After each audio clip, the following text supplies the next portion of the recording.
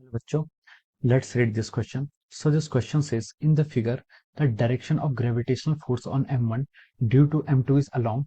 Option A is R1 vector, option B is R2 vector, option C is R vector and option D is our minus R vector. Okay, तो चलिए बच्चों अब हम इस question को start करते हैं। तो देखिए बच्चों, इस क्वेश्चन का जो आपका की कॉन्सेप्ट है, ये क्वेश्चन आप पर किस पर बेस्ड है? आपका ग्रेविटेशन फोर्स पर बेस्ड है। ठीक है, this question is based upon our gravitational force. Okay, ये आपका ग्रेविटेशनल फोर्स पर कोई बेस्ड क्वेश्चन है। देखिए ग्रेविटेशनल फोर्स होता क्या है?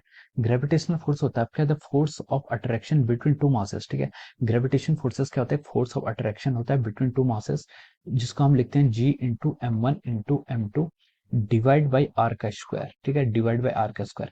This is the formula for the gravitation forces. ठीक है, अगर कोई भी दो मासेस है ना M1 एंड M2, उनके बीच का सेपरेशन कितना है? आर है, तो ये उनका क्या होता है? ग्रेविटेशन फोर्स का फॉर्मूला हम इस तरीके से लिख सकते हैं। ठीक है, this force is always attractive in nature. ठीक है, जो आपका ग्रेविटेशनल फोर्स होता है ये क्या होता है? आपका ऑलवेज क्या होता है? अट्रैक्टिव नेचर का होता है। ठीक है, अट्रैक्टिव नेचर का होता है कि आपका gravitational force is always attractive in nature. ठीक है, ये आपका इस तरीके से हम ग्रेविटेशनल फोर्स को डिफाइन कर सकते हैं। ठीक है, अब चलिए क्वेश्चन पर मूव करते हैं।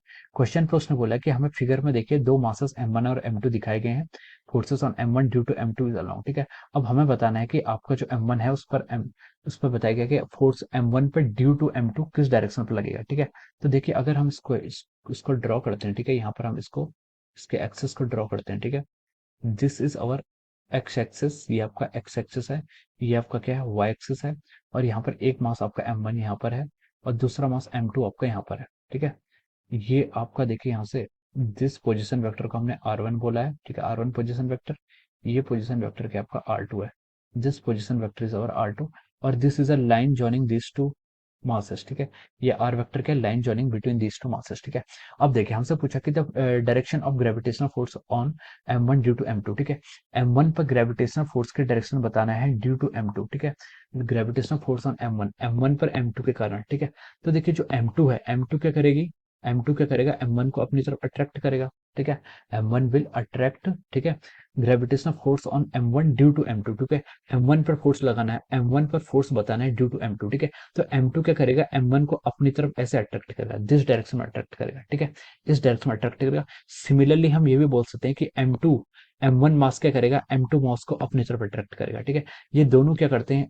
दोनों क्या करेंगे? मासेस को, सिंस ग्रेविटेशनल फोर्स के आपका अट्रैक्टिव फोर्सेस है, तो ये दोनों मासेस क्या करेंगे? एक दूसरे को अपनी तरफ अट्रैक्ट करते हैं। ठीक है, तो M2 जब M1 पर फोर्स लाएगा तो वो इस डायरेक्शन में लाएगा, और M1 जब M2 पर फोर्स लाएगा तो वो इस डायरेक्शन में लगेगा। ठीक है, लेकिन हमसे क्वेश्चन में क्या पूछा गया? हमसे क्वेश्चन में पूछा गया कि find out the gravitational force on M1 due to M2। ठीक है, M1 पर लगाना है ड्यू टू M2। ठीक है, तो M2 क्या लगेगा? M1 पर इस डायरेक्शन में फोर्स लगेगा। ठीक है, ये आपकी जो डायरेक्शन है, जो ग्रीन कलर से दिखा रहा हूं मैं, ये डायरेक्शन होगी किसकी?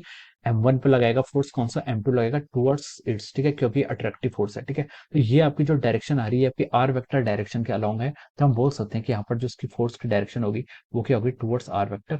और ये देखिए आपको ऑप्शन सी में गिवन है। ठीक है, तो हम लिख सकते हैं यहाँ से कि आपका जो ऑप्शन सी है वो क्या होगा? करेक्ट होगा। Option C is correct. Okay, we can write down from here that option C is the correct answer of this question. Okay, option C क्या इसका राइट आंसर होगा। So I hope you all understood this concept. All the best and thank you so much.